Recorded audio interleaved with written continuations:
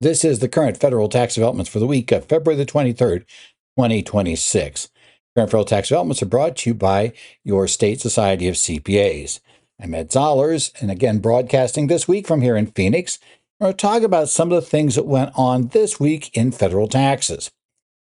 We'll begin with the massive Supreme Court decision that came right at the end of the week regarding executive tariff authority under the IEEPA. Next, we'll cover the new interim guidance for the 100% special depreciation allowance under OBBBA for qualified, basically production facilities. That's under 168N. We'll then take a look at IRS adjustments to the corporate alternative minimum tax. Again, probably most of you aren't in CAMT, but if you are into that, obviously this is some more significant guidance. After that, we're going to look at a critical circuit court split involving third-party fraud, the statute of limitations, and a request that the U.S. Supreme Court now take up the matter. And finally, we will review a recent tax court memorandum decision on valuations and penalties in a syndicated conservation easement. And this one, I believe, sets a record among those we have looked at for the largest difference in value of the property between the date it was purchased and 1 year later when the conservation easement was donated. That might tell you that it didn't likely work out well for the taxpayer in the case in question, which, yeah, it didn't. These have been working out well generally in the tax court for taxpayers. So we'll go to this.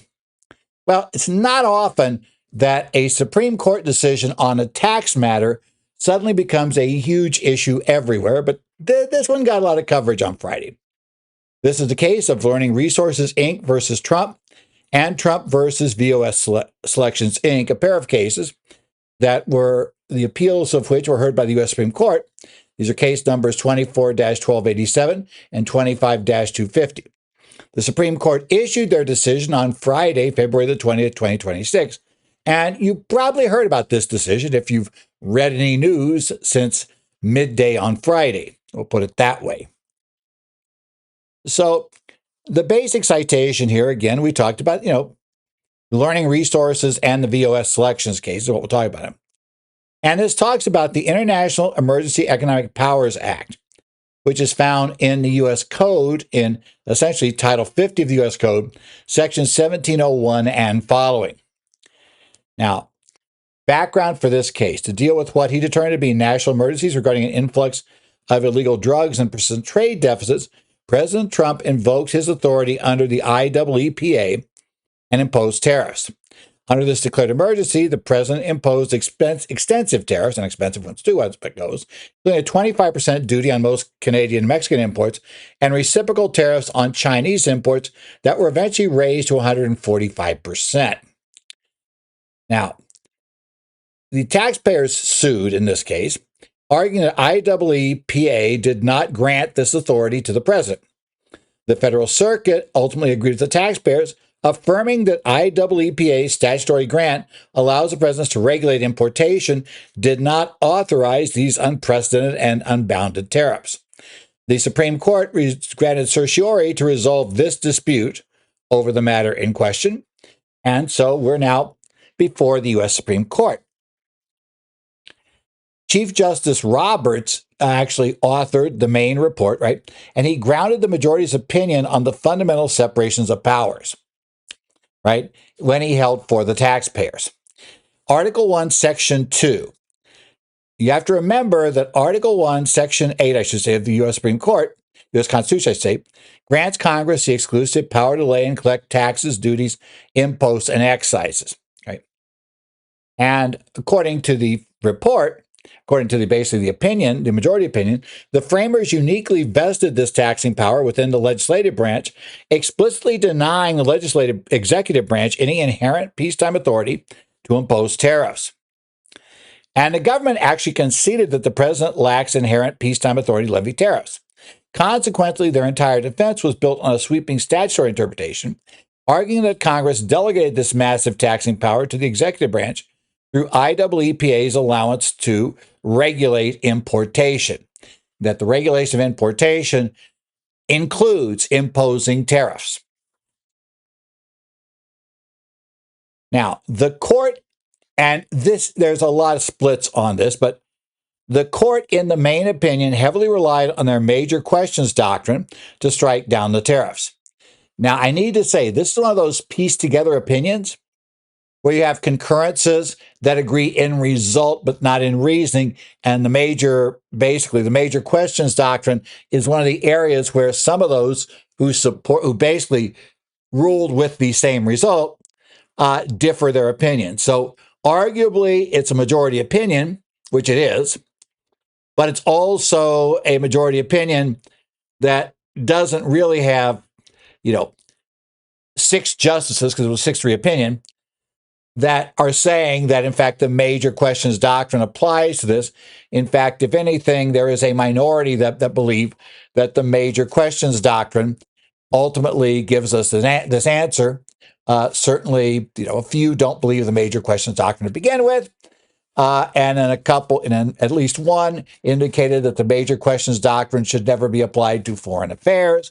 And that was actually one dissent. So it's there and it's important, but it didn't get there. But in the opinion, Chief Justice Roberts stated the court is reluctant to read into ambiguous statutory text extraordinary delegation of Congress's core powers, like the power of the purse.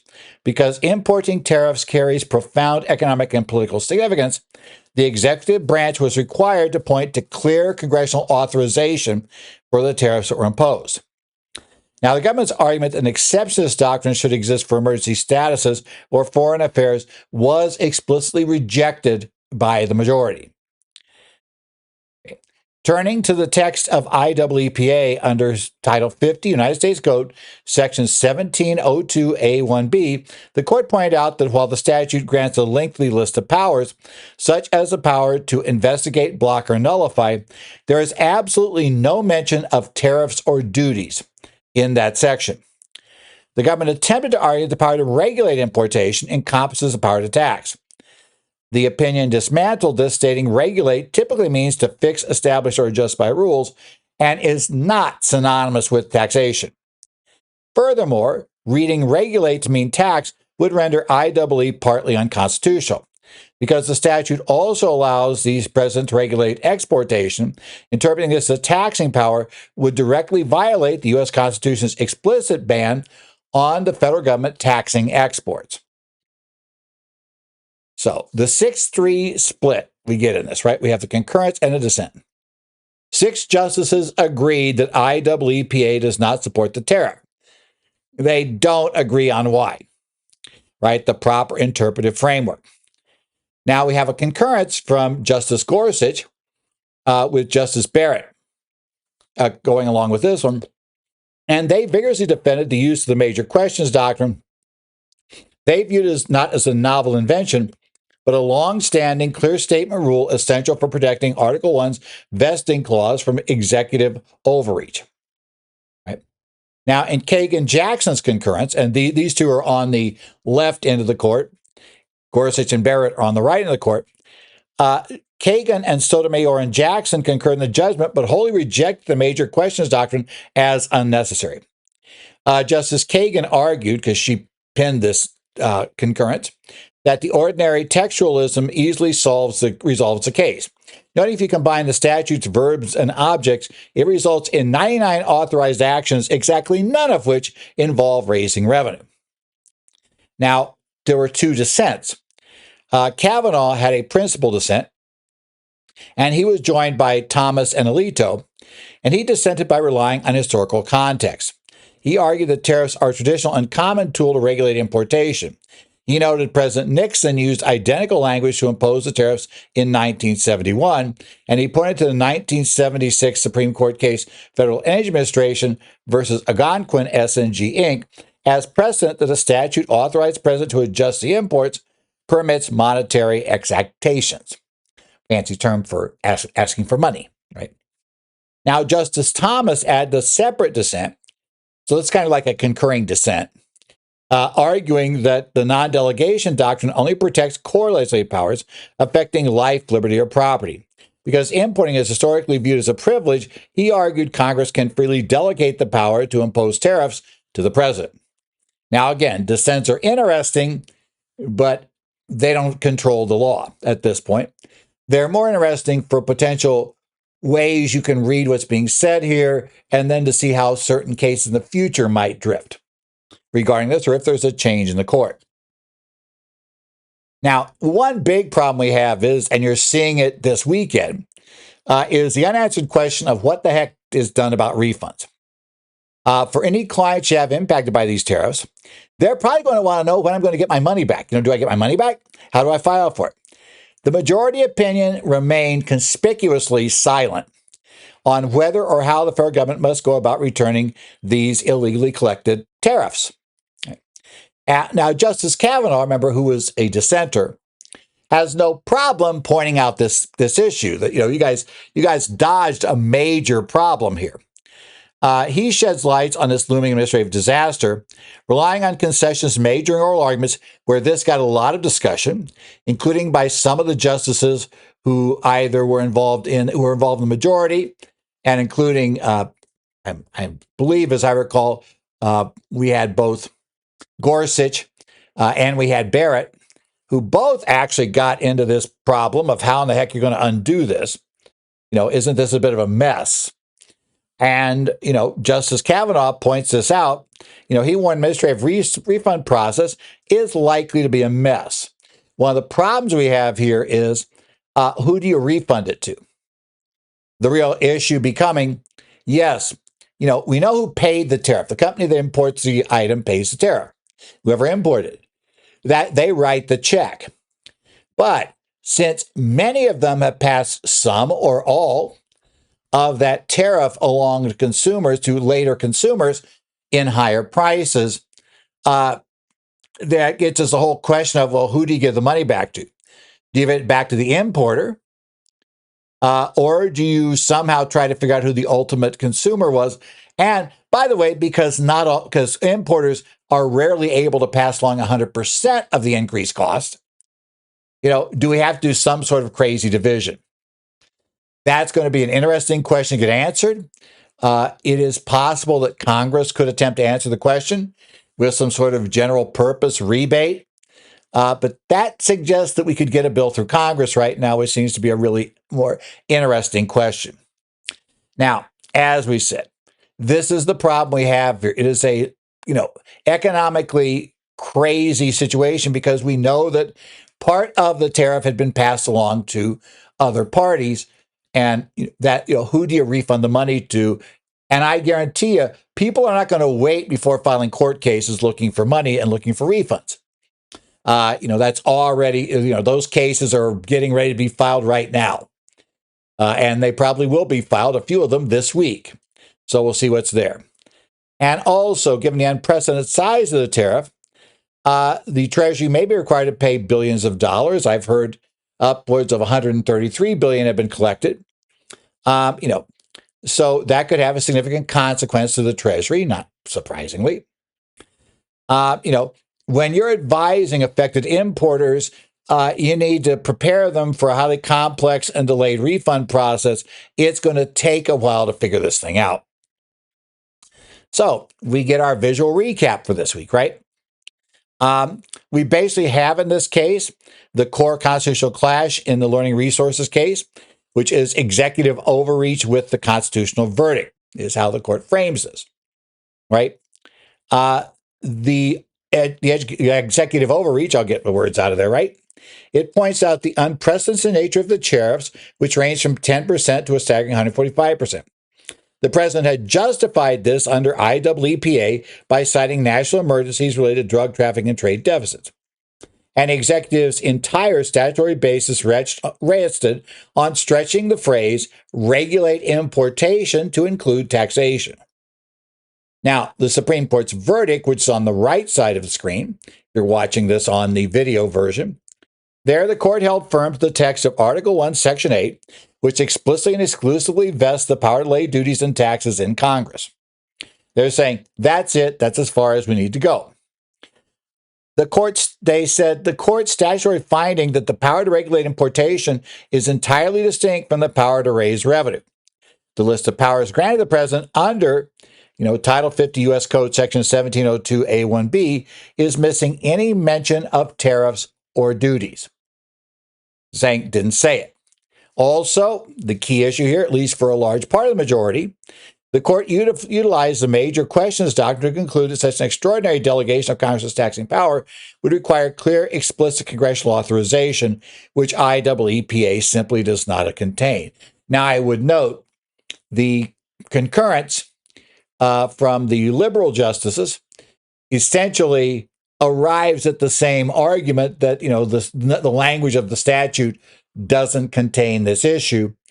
But they didn't suggest that, well, if we didn't have the major, we didn't have essentially the major questions doctrine, that then regulate maybe could have been read to mean tax. They're saying no, under no rational reading does regulation mean tax. That's not the plain text. A meaning of regulate does not include taxation.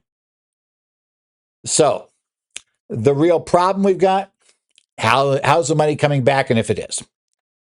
In any event, having dealt with this right now, we can move on to our next topic, which is the depreciation rules under the One Big Beautiful Bill Act, specifically the special depreciation allowance under Section 168N, which is the one related to qualified production property.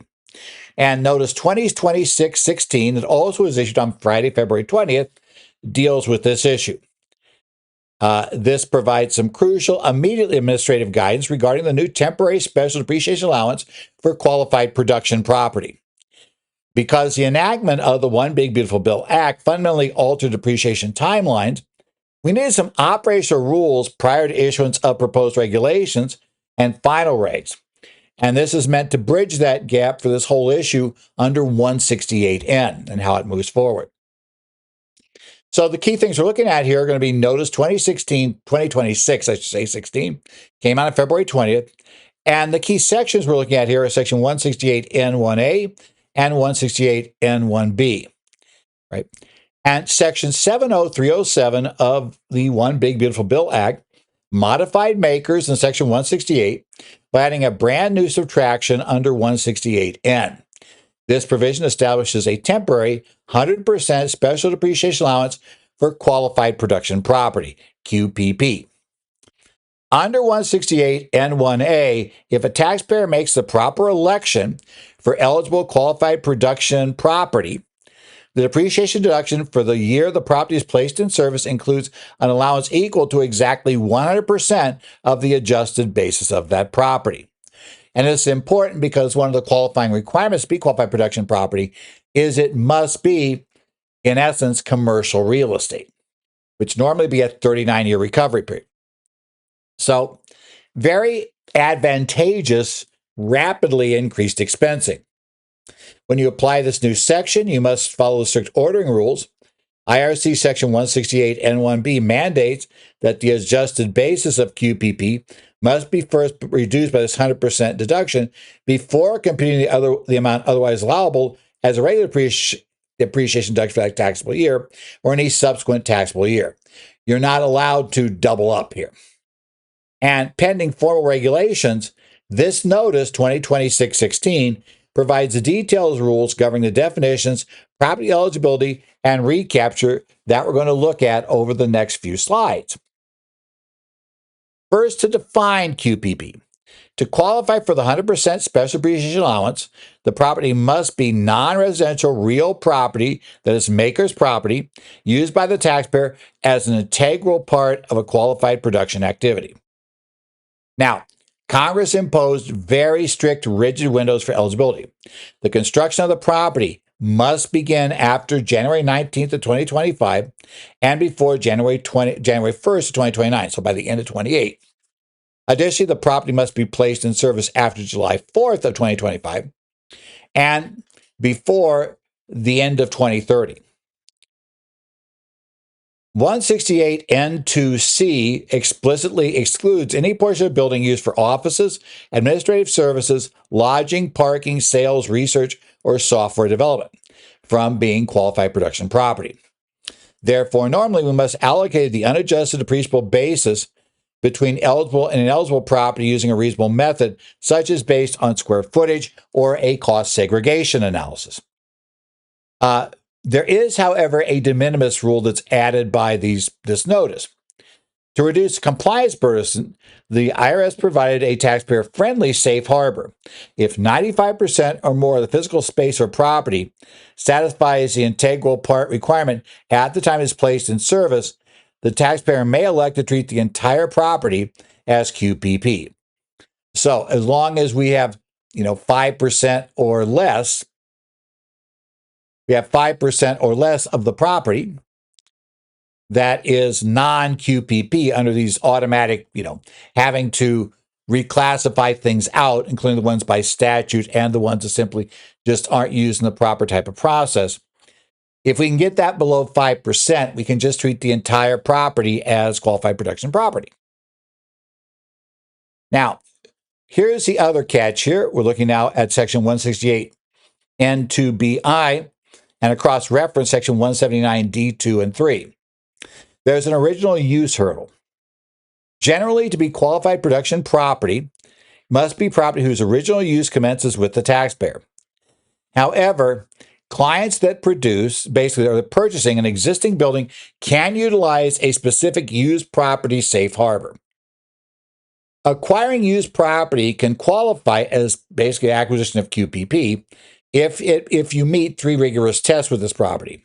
That property was not used in qualified production activity by anyone between January 1st of 2021 and May 12, 2025. Okay, the January 1st goes back a few years, so you've got to look at that. It's not just based on the day that we'd start worrying about this. So we got to look back. And remember, we're using a term here that wasn't defined back in 21. We have to go back, though, and find out what that building was used for, essentially from January 1st, 2021, all the way through May 12th of 25, or through the date that we finally took it over, and figure out if it was used for anything that would have been qualified production property during that time for qualified production use, qualified production activity, I should say. Second, it was not used by the taxpayer in question prior to the acquisition of the property. And third, it meets related party and cost basis requirements under 179 D2 and 3. Now, separately, if a taxpayer buys and capitalizes major renovations, those improvements are strictly treated as a separate unit of property. Therefore, the original use requirement will be inherently met for those newly constructed improvements if the underlying building fails used property rule. So the used property rule can get the entire, commercial building portion of what you acquired into the mix. But even if that doesn't work, you still can claim the improvements as separate property. And those improvements, if they qualify as QPP, then you'll be able to take the 100% write-off. And to satisfy the requirement that improvement like a new wing or electrical upgrade is an integral part of a QPA, you should look at the integrated facilities rules.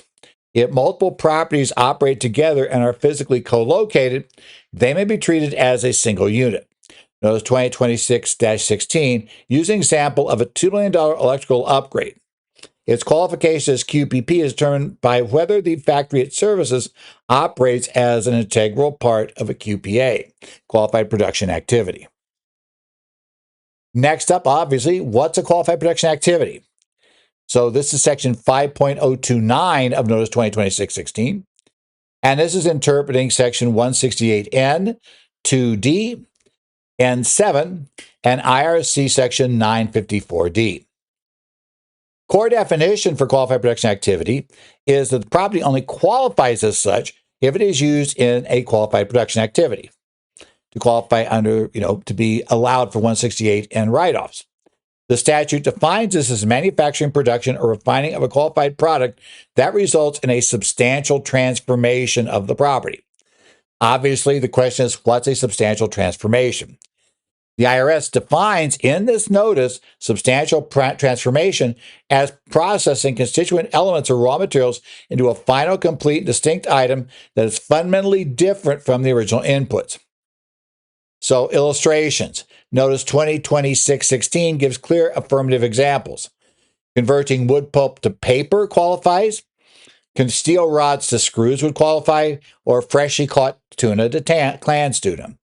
Canned tuna, right? Get that right.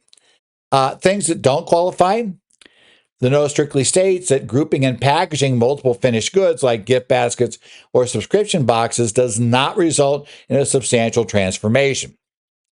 In a similar manner, space is dedicated purely to administrative, vendor selection, or oversight functions all fail the test.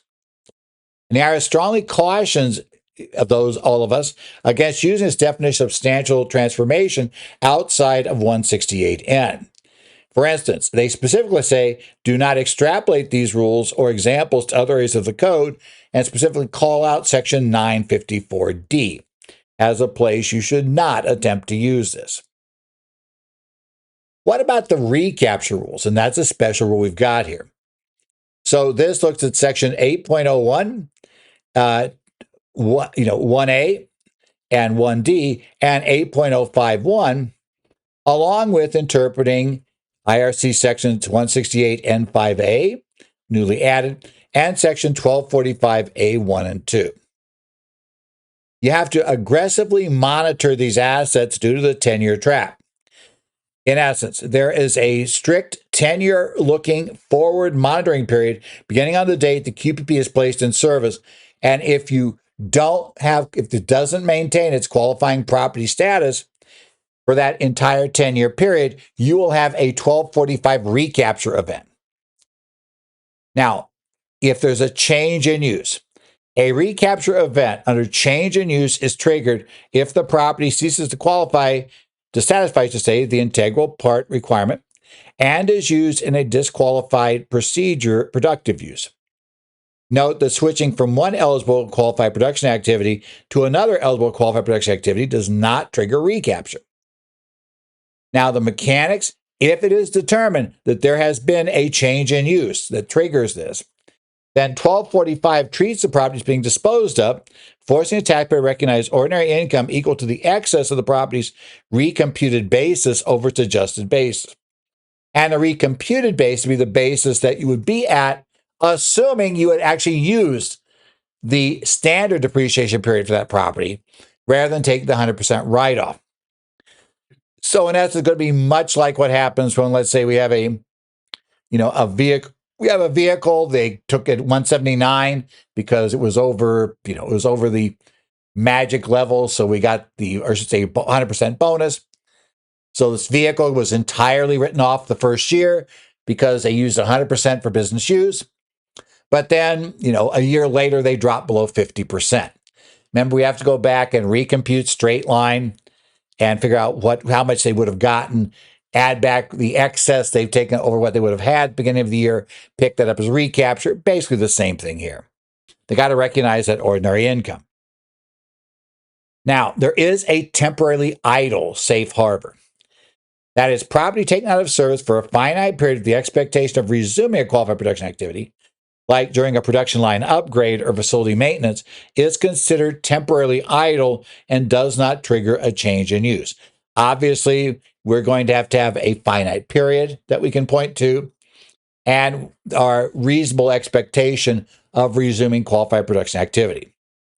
Now, if only a portion of a massive facility undergoes a change in use, the recapture applies proportionally. So you got to determine a recomputed basis of disqualified portion using a reasonable method such as square footage. Again, nice little visual thing here to summarize this. You like pictures? We got pictures, right?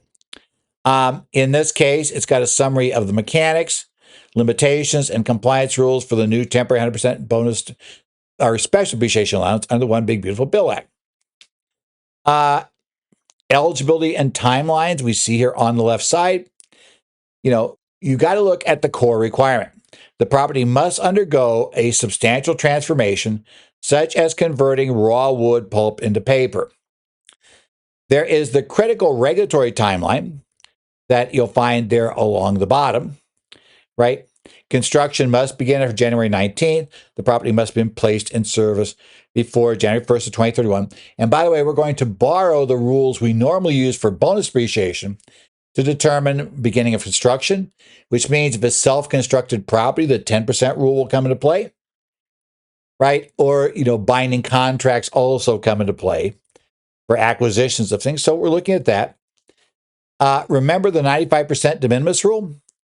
If we, in fact, have less than 5% of it that would not qualify to be part of the QPP, we'd have to allocate it away in theory. We can go ahead and ignore that, which is good news, right? We have the exclusions that's there. There are some ineligible property uses that are defined by the statute that we basically told it there. You can't use for offices, parking, sales, research, or software development. And you must carve those out in that realm, right? We have that. We have the 10-year recapture clause.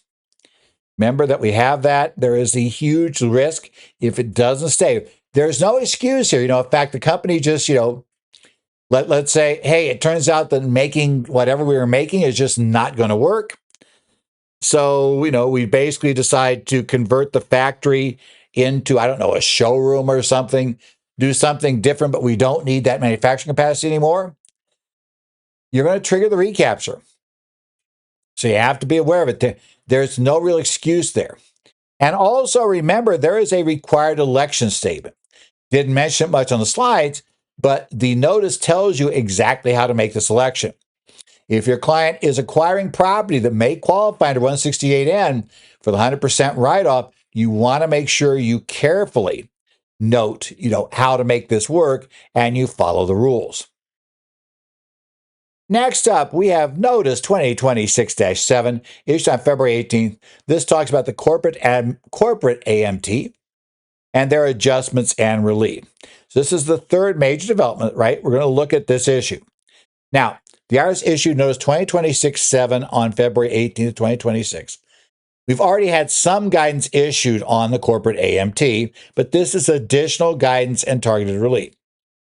And following the release of the proposed regulations, tax professionals warned that Treasury that rigid adherence to financial statement income, FSI, without adjustments were causing some severe compliance burdens and artificially accelerating it's referred to throughout this as CAMT liabilities, corporate alternate minimum tax liabilities for major corporations. So, utilizing the authority granted under Internal Revenue Code Section 56 Cap AC 15, which allows the Secretary to issue guidance preventing the omission or duplication of items, the IRS issued this notice provides specific technical adjustments to adjusted financial statement income, and they're going to cover these adjustments to repair deductions, intangible, and research amortization in the following slide. Again, if you're working with tax compliance or planning for a corporation that is subject to the corporate AMT, you need to get this notice out and read it. We're just going to kind of glance on it for today because, again, it applies to a very small number of taxpayers. While they may be big taxpayers, it's not going to be a huge percentage of the tax professionals, even of all tax professionals in this country, are not going to be working on those. So it is a specialized topic, but it is big enough I felt we had to at least discuss it here. Now, so we're going to look at the issuance of Notice 2026-7 on February the 18th. And this is going to cover IRC Section 55, IRC Section 56A, and IRC Section 59, and a subsection of IRC Section 56A, C15. Right? So this is additional and much needed interim guidance. We talked about the pushback already from the proposed regs, and we talked about the statutory authority, all of which we're going to work through here, right? Now, the first major fix we have here, which is for repair deductions and 197 amortization, addresses the treatment of repair and maintenance costs for IRC Section 168 property. Practitioners noted these costs are routinely deducted currently for regular tax purposes under Treasury Regulation 1.162-4, but are frequently capitalized and depreciated for book purposes. Now, the basically applicable, the adjusted financial statement, right, income fix, to prevent the nightmare of maintaining separate CAMT records for each of the Apple financial statement income property, the IRS will allow AFSI to be reduced by deductible tax repairs. However, to prevent double dipping, the entity must simultaneously disregard book cost of goods sold repair depreciation. Right? Also on goodwill and intangibles, because they have similar issues that exist for them. Under 197, we generally take a rateable 15-year amortization deduction for tax, while book rules only allow recovery upon impairment or disposition of goodwill. This mismatch was creating what many argue is inappropriate corporate alternative tax liabilities in the years in which the amortization was claimed.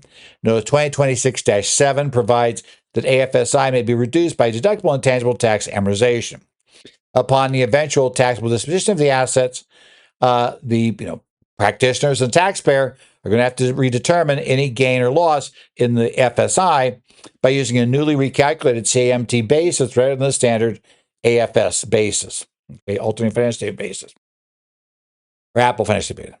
How about research, amortization, and production costs? This looks at Internal Revenue Code sections 174, 174 Cap A, and 181. As you should be aware, the One Big Beautiful Bill Act created Section 174 Cap A, which reintroduced immediately expensing for domestic research and experimental expenditures, R&E expenditures. This inadvertently created a transition period where the regular taxable income takes into account a dual layer recovery. Current expensing under 174 Cap A and continuing amortization under prior year expenditures under Section 174. And yeah, if you're a small taxpayer, there's an option to just go back and amend as if nothing changed on domestic. But if you're not one of those, even if you're using these basically the interim rules for 1 year or 2 year write-off, we still got we're still going to still have a chunk we're expensing in at least the first year. It was capitalized in the prior years. And then we're going to go to expensing. So it's kind of a mess. Because AFSI remained unchanged during the transition, this mismatch occurs. And notice resolves this by allowing the AFSI to be reduced by the Tax Cuts and Jobs Act Domestic 174 amortization, ensuring books and tax recoveries are properly aligned. This entity must also disregard book research or other software development amortization.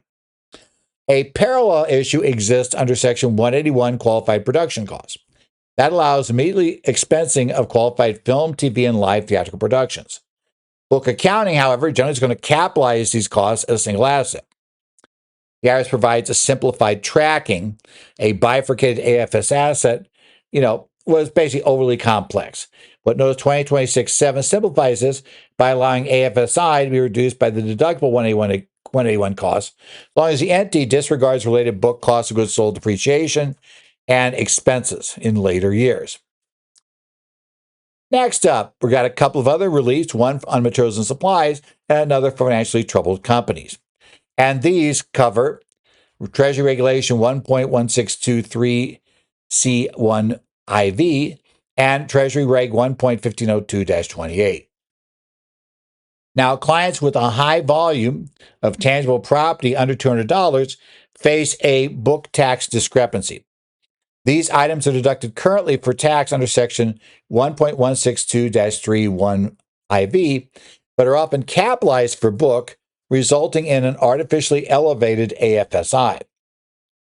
What the notice does is levels the playing field between these entities and those holding traditional 168 property by allowing the AFSI to be reduced by deductible eligible materials and supplies. That simplifies this. On bankruptcies and troubled companies.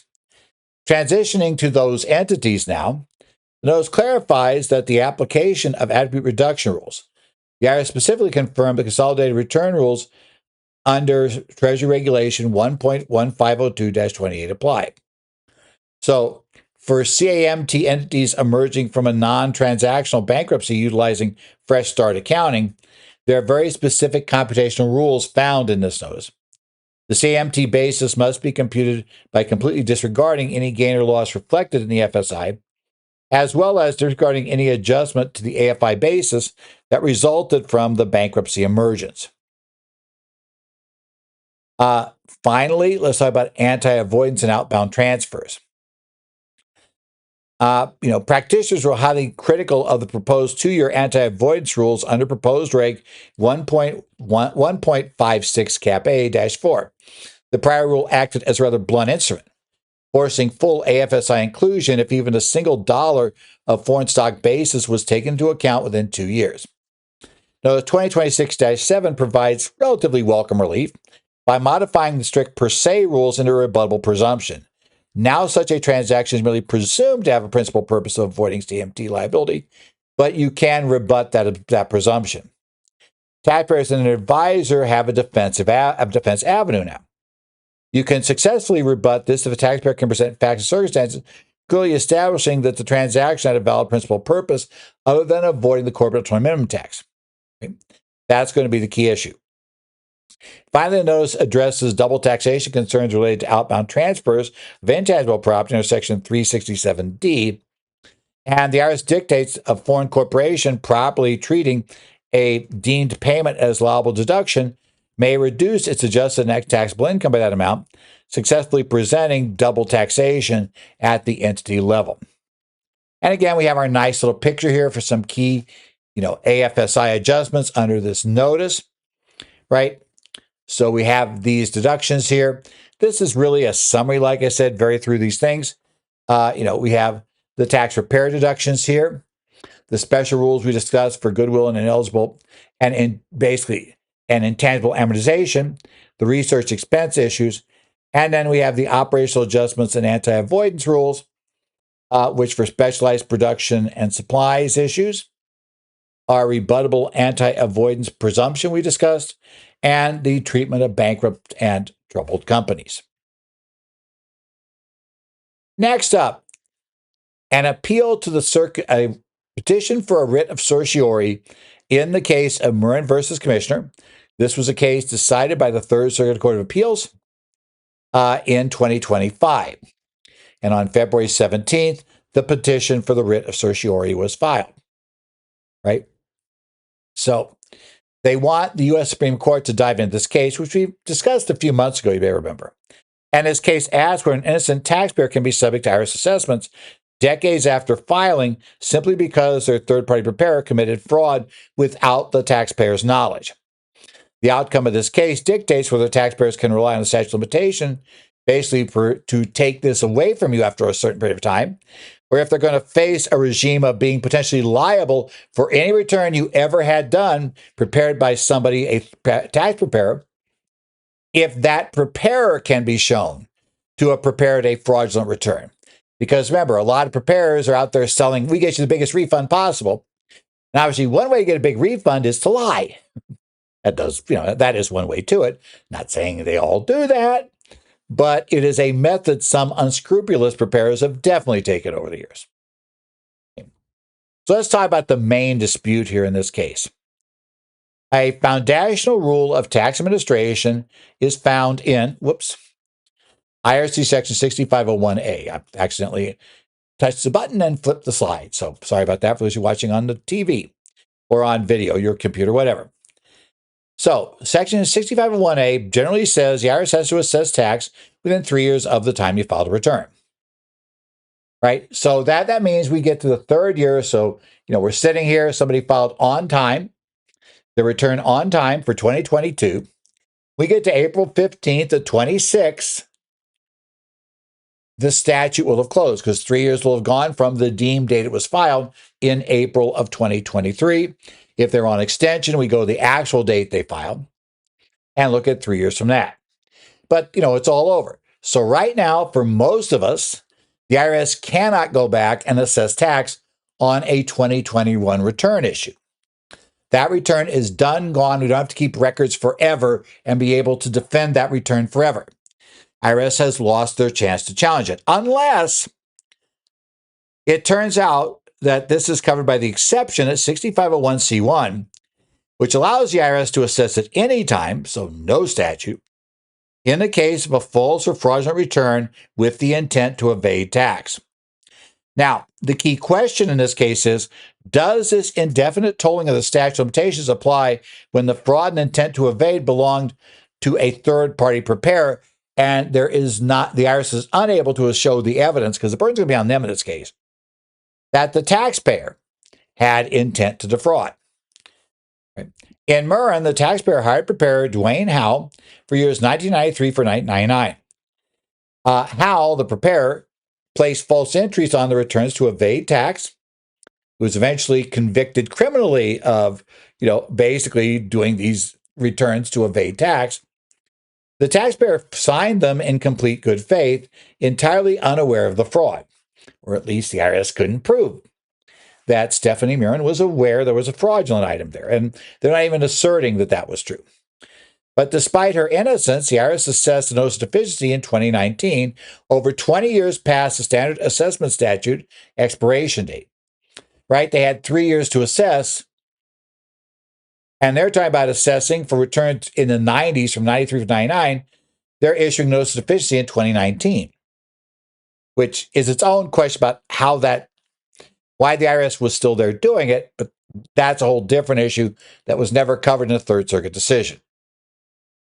So we're now going to go back and look at the Third Circuit's decision in Mirren versus Commissioner. And the citation for this is 158 F. 4th, page 527, a Third Circuit case 2025.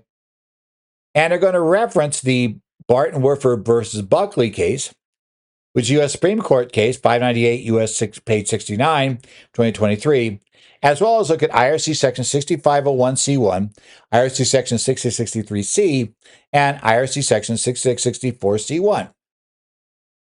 The Third Circuit ends up with an agnostic intent of the statute. The Third Circuit affirmed the tax court decision, ruling the IRS could assess taxes for returns filed between 1993 and 1999.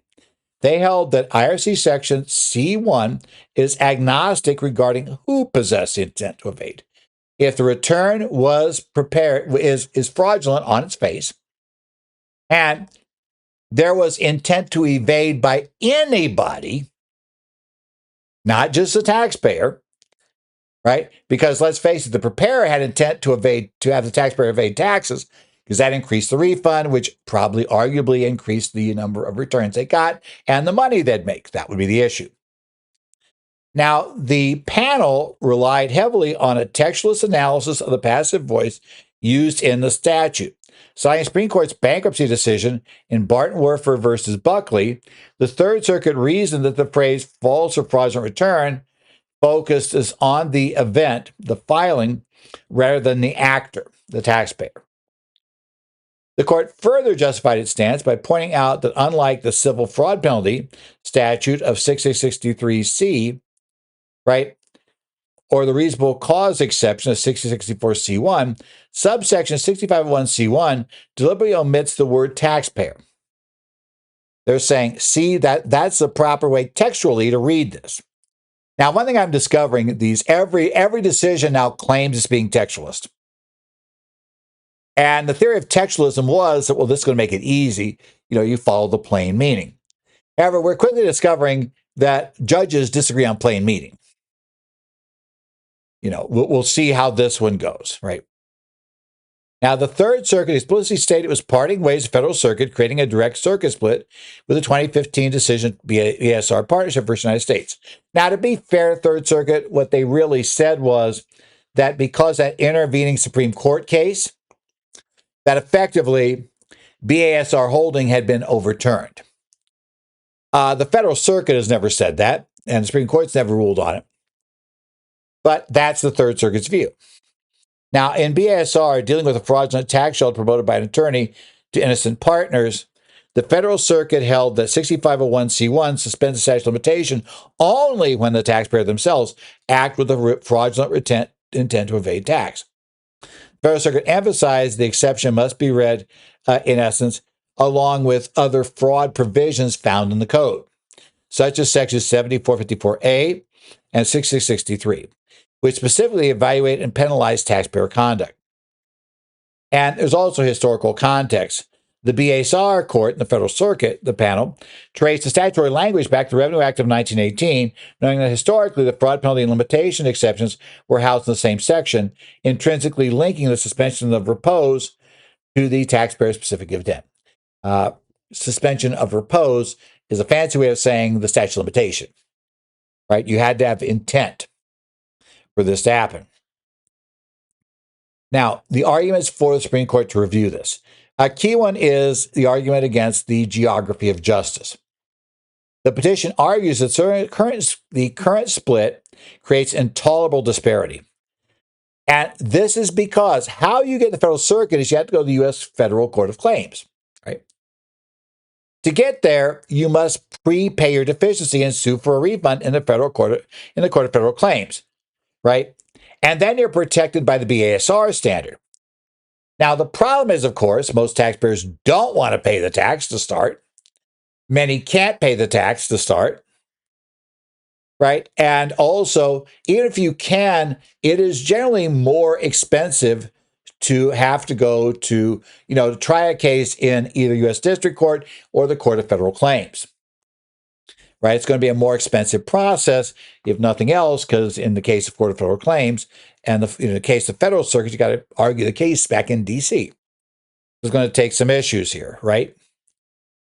Poorer taxpayers are going to really have to use the tax court, and they're going to get the Murin standard if they live in the Third Circuit, essentially tying the meaning of federal statute to a taxpayer's net worth, right? Murin, and obviously we'll see if the tax court seems to believe that, in essence, BASR has been overridden, whether or not, or it never was correct anyway, because there's no real way for a tax court case to get to Federal Circuit, as I recall, jurisdiction issues here. You go to tax court, you're going to lose, right? They're going to allow the IRS to go forward. The only way to get around the IRS going forward right now and know for sure it's going to happen is to pay the tax and go to the Federal Circuit. Finally, a petition attacks the Third Circuit's textualist logic. It argues that because the tax being evaded is a taxpayer's tax, the return is a taxpayer's return, and therefore the intent to evade tax must naturally belong to the taxpayer. Like I say, because the Supreme Court now clearly has tried to throw into the textualist, entirely into textualist interpretation, for everything, and textualists, I think even critics of textualist interpretation, are going to say it definitely has a key place. The problem is it's not a golden bullet. And I think that's probably, to me, has been the case too, looking at what's happened just recently. It's not like this suddenly eliminated different judges having different views of what the same text means. And we're looking at that here. Now, this does have some implications for us in our practices, right? Under 6501C1, right? The circuit split carries severe repercussions to us. Because we have to be aware that a client's prior association with a fraudulent preparer promoter could reopen closed years indefinitely if the client was completely innocent and a victim of that professional. The standard advice to retain records for 3 to 7 years is going to be highly insufficient if the IRS alleges third-party fraud and goes back 30 years. They did that to Murin. People are going to tell me they never go back that far. Stephanie Murin chooses to object to your statement. Stephanie says, oh, yeah, they did. They have the right to do it. That's what I always tell people. It's very important to know in tax, what does the IRS in tax practice? What does the IRS normally do? They normally don't go back 30 years. But separate from that, what do they legally have the right to do? Because you're going to find out in most tax matters, the fact they haven't done something before is not going to be considered a valid reason why the taxpayer shouldn't have to pay tax, if the law itself clearly says, the IRS is right. So what they can do is go after every open year. We have to understand that. So in assuming a new client, you probably should inquire about the history of preparers they've used in prior years. And if they utilize, have you ever utilized a preparer that you later discovered was, prosecuted by the IRS? Of something of that sort. And you find out that this person was, thrown in jail, etc., found to be fraudulent. There's a risk here. Now, the problem is, I don't know how to deal with that risk easily. Aside from having the client, get legal counsel, right? And try to get legal counsel to see if the IRS be willing to negotiate a formal and complete settlement. But that's going to cost a lot of money. And like most CPAs and EAs would say, the IRS doesn't go back 30 years normally. So it's not a good answer, but it is a problem and a flag that clients have to understand. As it stands right now, the service could go back that far. And we know they did once. That's a key issue. So essentially, if the Supreme Court leaves the split unresolved, they don't take it, then effectively, the IRS is going to have the right to assess tax, and certainly that's the tax court, to follow the Murin case. And since the tax court was started out with Murin and ruled in the IRS's favor, we expect they're going to follow Murin. You really have that problem if the service going back 30 years and alleging that the preparer committed fraud. Because you've got to defend the preparer. Not, in order to defend your client, and in order for the client's counsel, essentially, because this would probably end up, it's one of these things where with the numbers, because what really hurt Stephanie is not the tax, it was interest and penalties running for 30 years. That got really expensive very fast. Remember, interest compounds daily. That's really important to understand, right? So, make clients aware of this problem. Make clients aware this is a huge risk of hiring somebody who may be pushing the envelope too far. It's not enough, and it's going to hurt a client, to be totally blunt, if the reason you went to this guy because he promised the biggest refund. Well, obviously lying and hoping you don't get caught could produce the biggest refund. I suppose to be like taking an Uber driver because they swear they could drive me from Phoenix to Tucson, faster than anybody else. Well, yeah, if they floor the thing, they can they can do it by violating every law. If they don't get caught, we're okay. We don't get an accident, we're okay. But there are issues here, right? But there can be a case of innocent taxpayers being done. So we have our nice little recap again. We have on the left side, you have essentially, we're going to look at the Third Circuit's agnostic view in the left center, saying all that matters is the return itself is fraudulent. We don't care, right? The Federal Circuit says no. Under this provision, the taxpayer must be the one who had fraudulent intent. If the taxpayer didn't have fraudulent intent, then the standard 3-year statute and not the infinite statute apply. And of course, the taxpayers are complaining that, in this case, Murin, that because she couldn't afford to pay the tax and sue in the Federal Circuit, where she would have gotten a refund, the argument is, if they don't, unless they reverse BSR, but it's highly likely she would have gotten a refund. That's an unfair. That is a nature of the current federal court system and the nature of the fact that the tax court's a national court. We have these quirky problems. But yeah, remember, unless the Supreme Court has ruled on something, generally, you're bound by your circuit, and circuits can disagree on key issues of law. In this case, the Federal Circuit and the Third Circuit certainly appear to disagree on this one. And that's where we have a problem of where do you go. Now, the good news about the Federal Circuit is everybody can get there. The bad news is you got to prepay the tax. But let's say if the Ninth Circuit says no, they'll go with the Federal Circuit and say, no, it's got to be the taxpayers. The taxpayer has to be the one with fraudulent intent. Well, then, now somebody living in Phoenix is protected, but somebody living in, let's say, Princeton, New Jersey is not under this rule. Next up, we're going to take a look at our fifth and final development of this week. And it's the tax court issued a highly instructive memorandum decision in North Donald LA Property LLC versus Commissioner. If you represent partnerships, this was a syndicated conservation easement case. Sounds familiar, right? Had a lot of these. And this is essential rigorous guidance. The court provides an evaluation of qualified appraisals, taking a look at highest and best use claims, and applying IRC Section 709 to syndication costs. This is somewhat new. We hadn't seen syndication costs before. And also navigated civil fraud and gross valuation misstatement penalties. So let's talk about this. And this is going to sound familiar to the earlier transaction we've seen. The transaction here involves the Donald Farm, which was a 3,324-acre property in Louisiana, historically used for farming rice, soybeans, and crawfish. The soil contained heavy clay, which was great for retaining water for crawfish, but there was no commercial market for the clay in the area to sell it.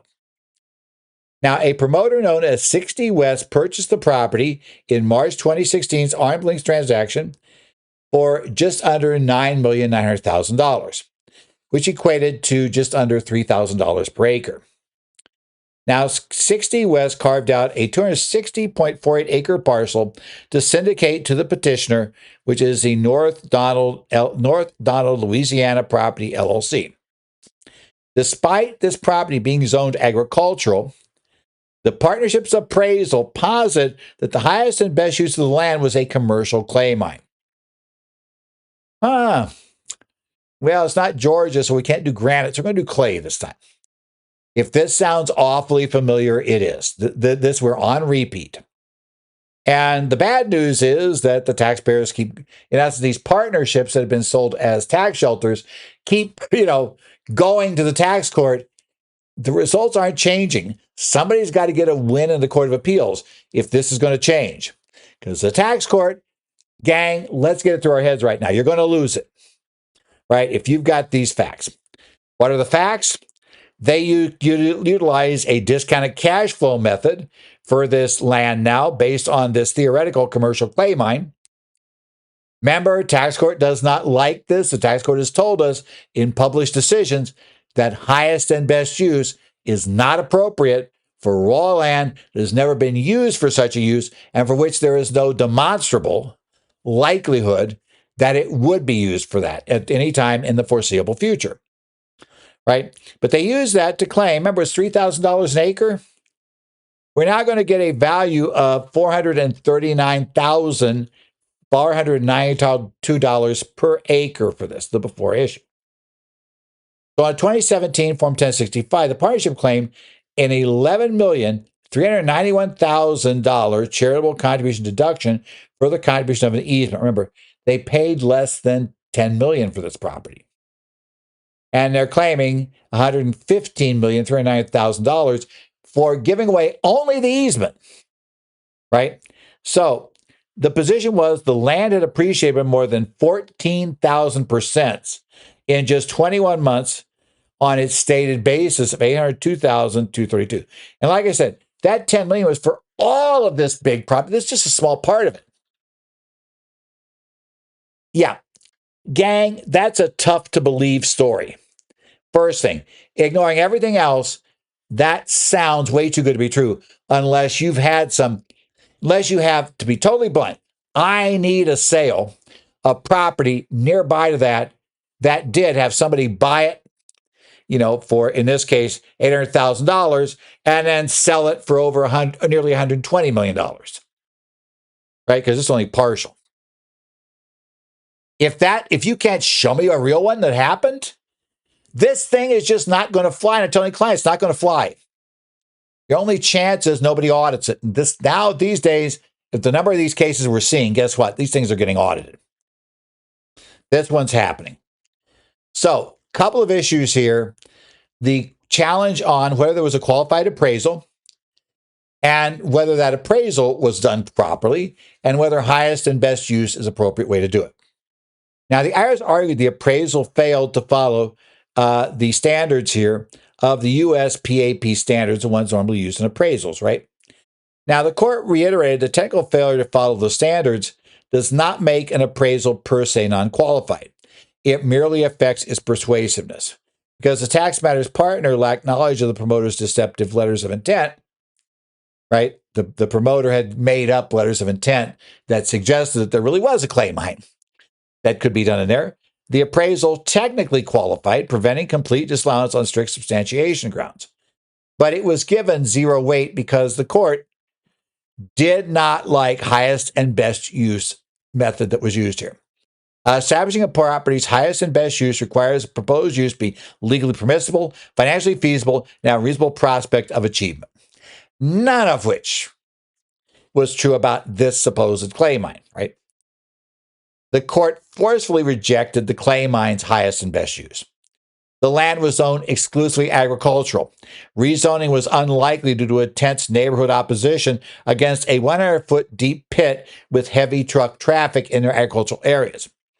Even if rezoned, the mine was not financially feasible because of distance to levee projects that would use the clay and exorbitant wetland mitigation costs would be required to mitigate the damage to surrounding wetlands. This thing would never be a claim mine. No chance whatsoever.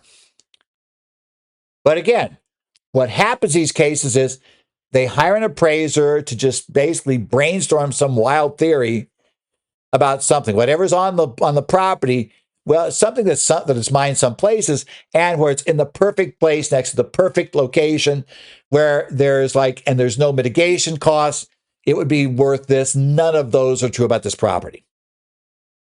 The court's not accepting theoretical highest and best uses. You need to show actual ability. If zoning would block it right away, you've got to show that you can or it will be rezoned. And you got to show that there's really somebody out there looking to do it. You can't just build this theory out of nothing. Okay? So the court threw out the computation based on discounted cash flow, right? This royalty income method is wholly untethered from reality, is the term the court used, which is not a good term for the court to be using about your evidence. The court found the best evidence of fair market value was the comparable sales approach, right? In an arm's length transaction, reasonably close in time to the valuation date. And guess what? We always have one of those because they bought this just 21 months earlier, right? So that March 2016 acquisition becomes a comparable sale and sets the before value. That's the problem. You just created. If there's no other sale, why I say I want to see somebody else sell property at this kind of appreciation, I need a comparable sale. And if I don't have any comparable sale, the purchase, the partnership's own purchase of this property, or the promoter that spun out into a partnership purchase of the property, is going to be your comparable sale, which is a disaster for these. Okay. Now, the partnership also claimed in this case, so after determining, I say, this post-easement value, the court concluded the reduction attributable to the easement was only $675 per acre, yielding a total allowable deduction of $175,000, somewhat down from $115 million plus. Yeah. Now, the partnership also tried to claim over $1,150,000 in other deductions as investment expenses, including a $1 million plus counseling fee and a $50,000 legal fee for a tax opinion letter. Now, the court said these are IRC Section 709A syndication costs, right? They're strictly non-deductible organization and syndication selling expenses, and you can't just bury them as other deductions. So, and that is a very basic rule in partnership taxation, which kind of tells you in many ways that, yeah, we're not spending a lot of time on these shelters, maybe, getting all the little things right. Because honestly, compared to the deduction, for the conservation easement, this is utterly irrelevant, right? There's no need to claim this deduction. So the only reasoning for it is just being way too greedy or just not knowing you can't do this. And if you don't know, that's a real problem if you're buying your tax shelters from people that don't know things like this. So we got a couple of options for how to get on there. None of them are good. However, civil fraud, that did a little bit better on in this case. In addition to disallowing deduction, the IRS asserted a 75% civil fraud penalty under Section 6663. Now, the IRS has a heavy burden to do this. Under Parks versus Commissioner, to carry 75% civil fraud, the IRS must prove by clear and convincing evidence, not just preponderance, but clear and convincing evidence, right, that there was conduct. The taxpayer intended to evade taxes by conduct specifically intended to conceal, mislead, or otherwise prevent the collection of taxes. The taxpayer's ultimate saving grace from the fraud penalty was their rigorous disclosure. I have told people disclosure is your friend. In this case, it's a bad result for other reasons. We'll get to the gross valuation penalty here and the gross valuation misstatement problem. But they at least got rid of the 75% addition to the tax, which is more than the 40%. So at least we got rid of this. They attached a Form 8283 and a Form 8886 for reportable transactions that explicitly showed the massive disparity. A cost base of $800,000 and a claim value of $115,391. The court placed great weight on those disclosures, ruling that such a massive disclosed gap between base and value would raise an immediate red flag that essentially invites an audit. The court said, when taxpayers return and it says in effect, please audit me, the commissioner has an uphill battle to prove intent to conceal. Now, I got news for you. In many cases, the IRS doesn't read the please audit me section. Right? They ignore 8275s and things like that all the time. They just don't jump at those. But if it's there, the IRS has a tough time defending why they didn't read it. I know I called out, a couple of weeks back, I believe it was, called out a situation, where, preparers sometimes get in trouble because they didn't read the instructions, and instructions can create a return that's considered not filed if you don't follow them. Well, IRS not reading the return is the equivalent of the preparer not reading the instructions. You were told this, you didn't pay attention to it. It wasn't hidden from you. It was the court was clear. This was obvious. These forms are the forms you're supposed to put on. These forms are supposed to be disclosing this stuff. This is right where the IRS wanted it to be. In fact, they chose not to read it. Tough luck. That prevented the 75% fraud penalty. We didn't go any further than that. Okay? But couldn't get out of, which has been true in every one of these, the 40% gross valuation misstatement penalty. Right? Under 6662H, a misstatement is defined as gross if the claim value exceeds 200% of the correct amount. Yeah, this was way over double, right? 115 million, which a value that was only under 200,000. Well in excess of 200%. Bingo. Remember, as we tell you every time here, there is no reasonable cause defense. There is for the standard substantial evaluation misstatement, 150%, you can show reasonable cause. But once you get to 200%, it's just simply mechanical. The claim value on the return is more than twice what the court determined the value should be. You're just going, 40% penalty is automatic. There is not an out.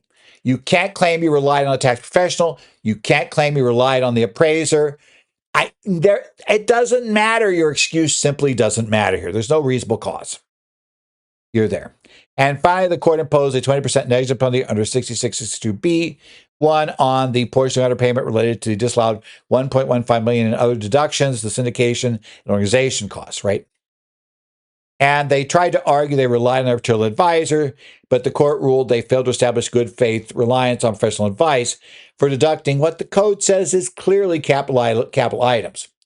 Had they seriously, right, actually ask a competent advisor whether these could be deducted, are these deductions correct? Yeah. And there's no proof they ever actually raised the issue.